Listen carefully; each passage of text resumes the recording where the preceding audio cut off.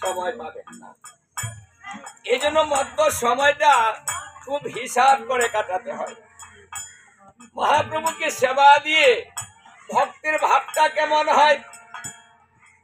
ভক্ত করজুড়ে কললগ্ন কৃতবাসে মন্দিরের বাহিরে দাঁড়িয়ে নয়নের জল ছেড়ে দিয়ে বলছে, হে প্রভু, এই পৃথিবীতে যা কিছু আছে সবই তো তোমার, আস্ত কিছু আমি দিতে পারলাম, কারণ আমার তো কিছু নেই, তোমাকে কি দিব আমি? সবই তো তোমার। এই যে আমরা অন্ন ব্যঞ্জন দিচ্ছি, এগুলা কি আমরা সৃষ্টি করেছি?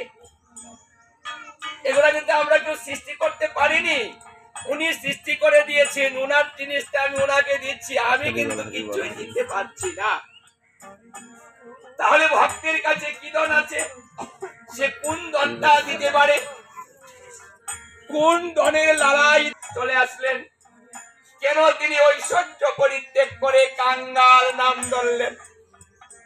কাঙ্গাল তো জগতে কেউ হতে চায় না। তাহলে ভগবান কেন কাঙ্গাল হবে? যিনি সর ঐশ্বর্যের মালিক, যিনি অনন্ত কোটি ব্রহ্মাণ্ডের মালিক, তার কাঙ্গাল নাম হতে পারে? কাঙ্গালের ঠাকুর হতে পারে? কেন হলেন?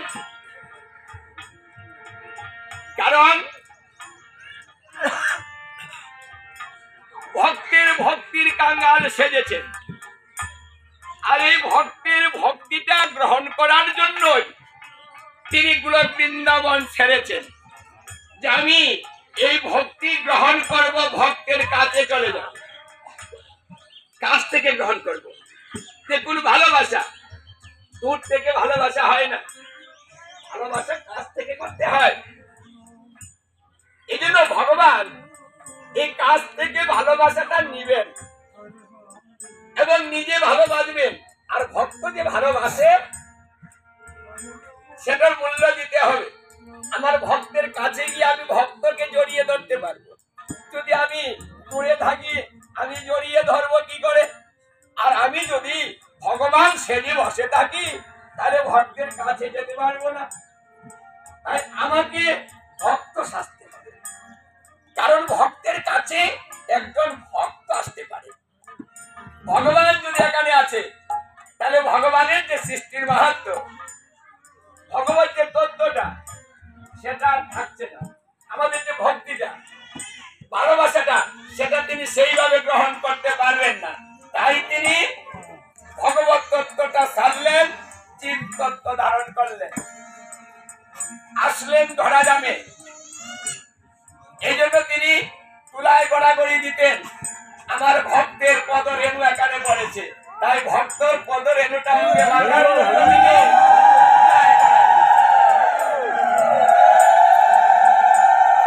দেখুন জীব কি করে ভক্তি লাভ করবে। বৃন্দাবনে এসে ভক্তের ভাবটা কেমন হবে, কিভাবে আচরণ করবি, কোথায় বসবি, এই তত্ত্ব শেখানোর জন্য নিচে আচরিয়া ধর্মজীবকে শেখাতে এসেছে। আমি ভগবান হয়ে শেখাতে পারবো না, ভক্ত হয়ে শেখাতে। এই জন্য তিনি ভক্ত হলেন। দেহি বড় বল্লভ মুদারাম,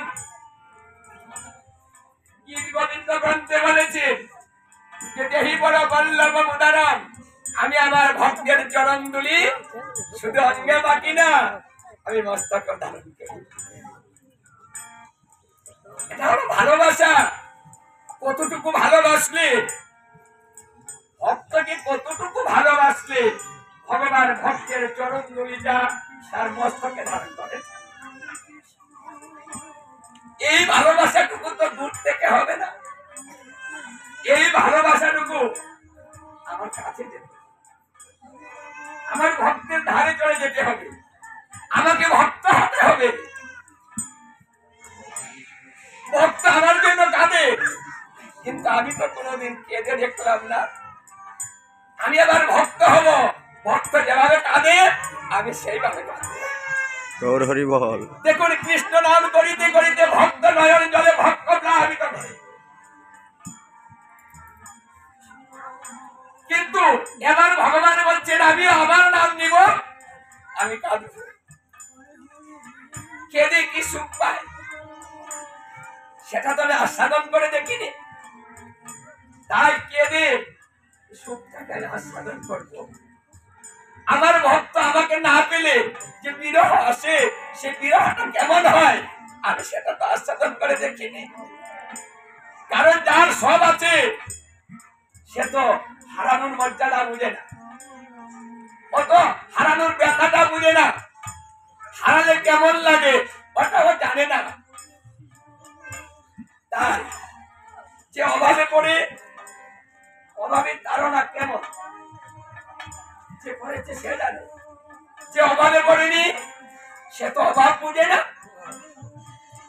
এই জন্য ভগবান জীবের এই ভক্তের এই অভাবটুকু বোঝার জন্য এবার নয়ন জলে কাঁদতে লাগলেন, বাঁচতে লাগলেন। এইভাবে আমার ভক্ত কাঁদে। এবার তিনি গৌর হরি হয়েছেন আর নয়ন জলে কেঁদে কেঁদে দাঁড়ে দাঁড়িয়ে ঘুরছে, কাঁদছে। উচ্চ স্বরে কাঁদে প্রভু জীবের লাগিয়া, চৈতন্য করায় জীবকে এই কৃষ্ণ নাম দিয়া। এই অনুই চৈতন্য জীবকে চৈতন্য দান করানোর জন্য নিজে কেঁদে কেঁদে আমাদের চৈতন্য দান করেছে। আর সেটা বুঝতে পারছেন, হারানোর ব্যথা, অভাব, অভাবে না পড়লে তো অভাবটা বুঝবো না। তাই আমার মহাপ্রভু অভাবী হয়েছে, একেবারে হতদরিদ্র, কিচ্ছু নেই। এটা গরিব ব্রাহ্মণের ঘরে দিন এনে দিন খায়, কিচ্ছু নেই, এত অভাব। যিনি অনন্ত কোটি ব্রহ্মাণ্ডের মালিক তিনি একজন অভাবীর ঘরে আসবেন কেন? তিনি একজন বড় লোকের ঘরে আসতে পারবেন, কিন্তু না, তিনি সেখানে আসেননি। তিনি এসেছেন একটা অভাবীর ঘরে, যেখানে কিচ্ছু নেই, সংসার চলে না। অভাবে পড়িলে সকলেই কাঁদে, অভাব না থাকলে তো কেউ কাঁদে না।